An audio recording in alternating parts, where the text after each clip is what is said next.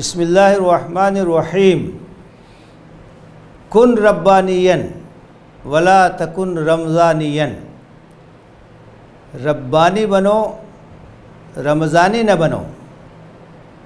عام طور سے یہ دیکھنے میں آتا ہے کہ جب رمضان کا مبارک مہینہ آتا ہے تو مسجدوں میں آبادی بھی بڑھ جاتی ہے، نمازیوں کی تعداد بھی بڑھ جاتی ہے، قرآن مجید کی تلاوت بھی ہونے لگتی ہے اور نیکی کے بہت سارے کام شوق سے ذوق سے لوگ انجام دینے لگتے ہیں۔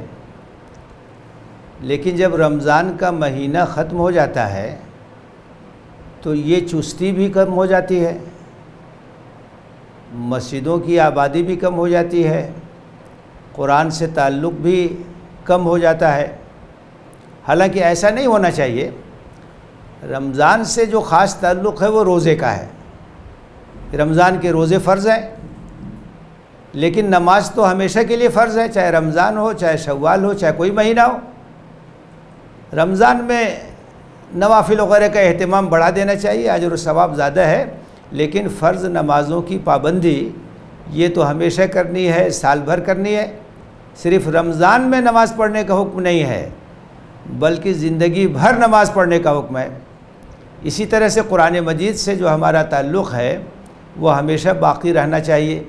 رمضان میں زیادہ ہو، اللہ کے رسول کا تعلق رمضان میں قرآن سے اور بڑھ جاتا تھا، لیکن ایسا نہ ہو کہ رمضان رخصت ہوا تو قرآن مجید لپیٹ کے طاق میں رکھ دیا جائے پھر اگلے رمضان میں اٹھایا جائے، بلکہ قرآن کی تلاوت، قرآن کا مطالعہ، قرآن پر غور و فکر، یہ سلسلہ برابر جاری رہنا چاہیے، سال بھر جاری رہنا چاہیے۔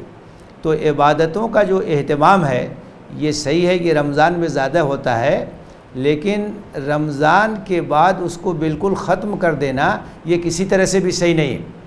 اللہ تعالیٰ کا جو ہمارے اوپر حق ہے وہ ہمیشہ کے لیے ہے، رمضان میں بھی ہے، رمضان کے بعد بھی ہے۔ اس لیے ہمیں ربانی بننا چاہیے، رمضانی نہیں بننا چاہیے۔ رمضانی وہ لوگ ہیں جو صرف رمضان میں عبادت کرتے ہیں، رمضان میں نماز پڑھتے ہیں، رمضان میں تلاوت کرتے ہیں اور رمضان کے بعد ان چیزوں کو چھوڑ دیتے ہیں۔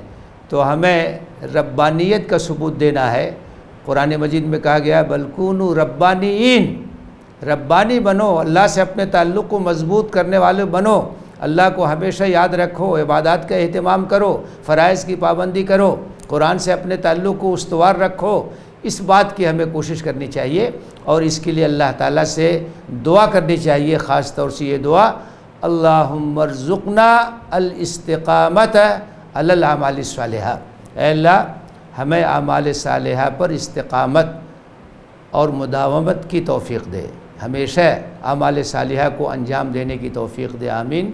وآخر دعوانا ان الحمد للہ رب العالمین۔